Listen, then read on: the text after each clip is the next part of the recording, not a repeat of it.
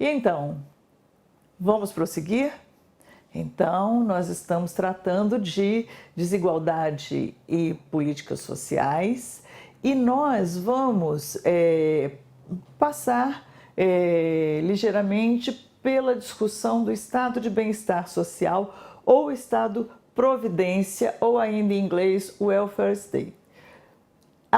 Esse conceito ele expressa a concepção de uma economia cujas funções seriam distribuídas entre o mercado e o Estado. Naturalmente, é uma economia capitalista e que opera num regime democrático dentro do amplo arco de variação das democracias, mas tem como pressuposto uma ordem democrática. Conforme a gente vê aqui nos nossos slides, a ideia é de que os mercados que tocam, que dirigem as atividades específicas do dia a dia da vida econômica. Então, atividade econômica é na esfera do mercado, enquanto que os governos regulamentam as condições sociais e proporcionam serviços que caracterizam uma rede de segurança social.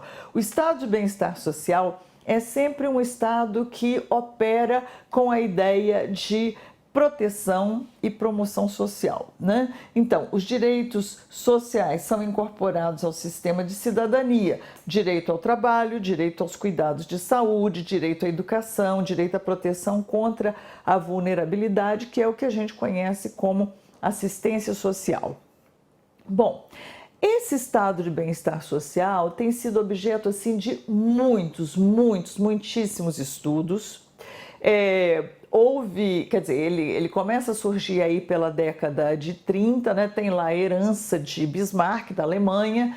Na década de 30, ele começa a se organizar e se consolidar como estado de bem-estar social, com diversas variações, né? Mas vai se estendendo em alguns países mais, em outros menos, até que chega na década de 80, existe uma grande crise do Estado, um grande questionamento do estado de bem-estar social. Não obstante, apesar dos ajustes realizados, o estado de bem-estar social continua existindo na maior parte das sociedades capitalistas desenvolvidas, né, contemporâneas. E exatamente por essa permanência e pela sua importância, a importância da ação do Estado para fazer face a radical desigualdade provocada pela economia capitalista, então esse tema do estado de bem-estar social tem sido objeto de tantos estudos e existem algumas tipologias. Aqui nós vamos estudar as duas mais conhecidas tipologias que foram sistematizadas no estudo de Werneck-Viana, e as variáveis utilizadas foram a qualidade dos direitos sociais, o grau em que o sistema promove ou reproduz a estratificação social, ou seja, a estrutura de classes, a forma de relacionamento entre o Estado, o mercado e as famílias, porque como vocês viram, a gente trabalha, por exemplo, quando fala de pobreza, a gente trabalha com o conceito de renda média familiar per capita. Então, a família é a unidade a que a política social costuma se referir, embora o sujeito dos benefícios seja sempre o indivíduo. Mas, por exemplo, Bolsa, a nossa principal política social, que é o política de assistência social, melhor dizendo, que é o Bolsa Família, é Bolsa Família, é referido à família, né? E a família é a unidade para se pensar a política social em diversos países, né? Então, aqui ela usou também essas variáveis. E ela compara o modelo de dois autores, Titmuss, que é esse autor que fez a sua tipologia em 1963, e Spink-Andersen, que é de 1991. E olhando os modelos, né, a gente vai observando como é que eles se diferenciam. Então, Titmus aponta para, inicialmente, um modelo chamado modelo residual, né?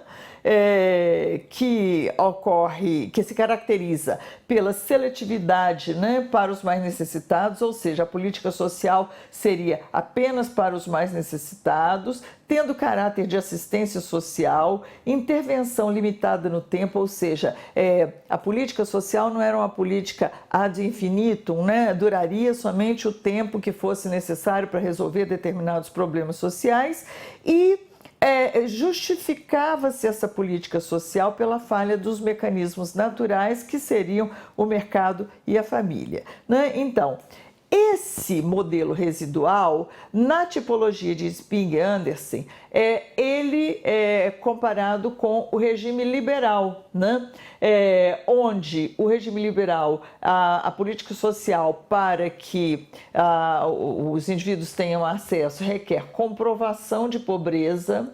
Aqui no Brasil, por exemplo, houve uma época que as pessoas, para terem acesso a determinados benefícios, elas tinham que apresentar um atestado de pobreza, né? Benefícios reduzidos, né? São sempre pequenos benefícios, um certo estigma do necessitado, a ideia talvez de que ele está numa situação de vulnerabilidade porque ele não trabalhou o suficiente ou não fez jus, né?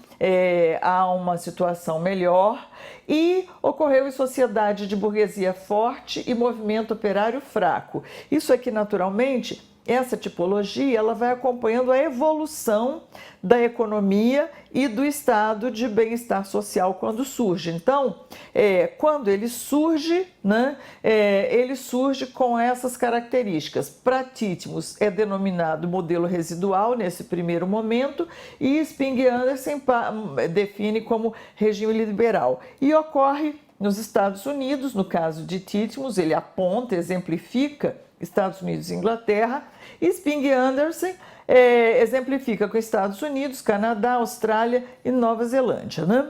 Então, no momento seguinte, se tem, ainda com os dois autores, né, se tem na tipologia de Titmus o chamado modelo meritocrático, né?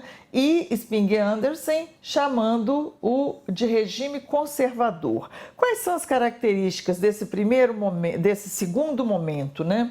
A política social é complementar ao mercado, né?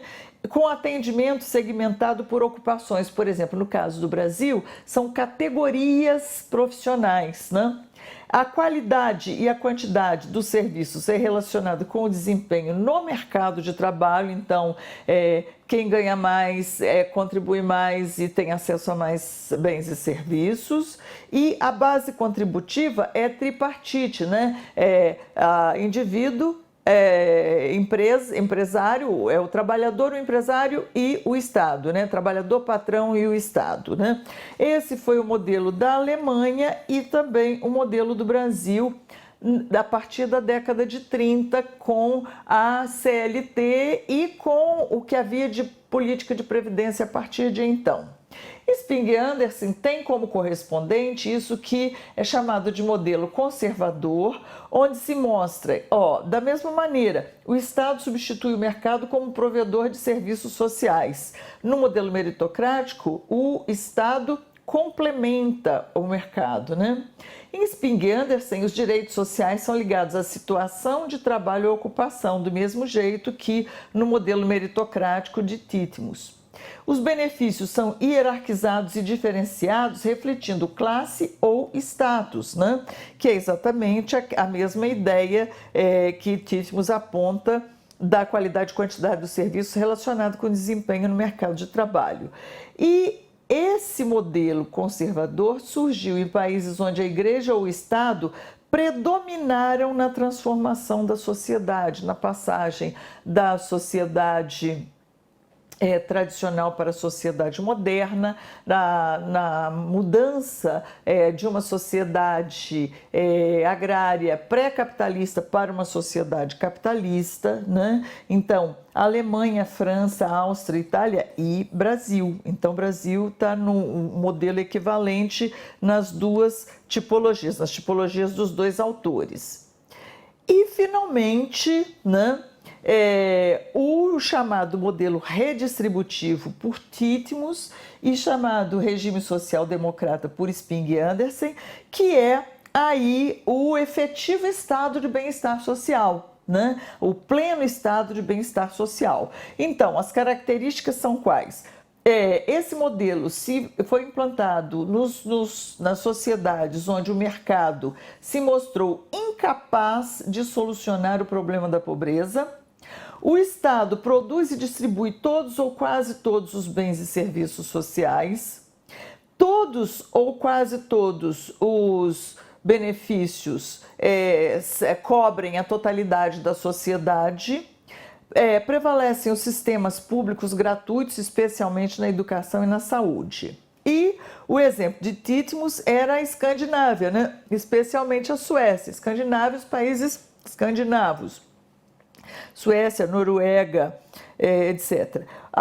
E Spink e Andersen aponta regime social-democrata, caracterizado por benefícios garantidos pelo Estado como direitos sociais e, portanto, cidadania, né, gente? E ampliados às novas classes médias, né? Então, é um sistema abrangente de cobertura que tende ao universalismo, princípios do universalismo e da desmercantilização, ou seja, que as políticas sociais não podem ser tratadas sob uma perspectiva de mercado, de bens e serviços comercializáveis. Promoção da igualdade social com alto custo e elevado padrão de qualidade. Países onde predominaram as coalizões sociais democráticas, que são os países escandinavos, né? Então, com isso, nós passamos rapidamente por essas tipologias para nós termos uma ideia de que as políticas sociais podem ter suas características bastante diferenciadas conforme seja o modelo de estado de bem-estar social que preside, né, a formulação e a implementação dessas políticas públicas, né? Então, nós encerramos esse pequeno trecho, vamos tomar uma água, descansar um pouquinho e daqui a pouco a gente volta para avançar um pouco mais. Até daqui a pouco.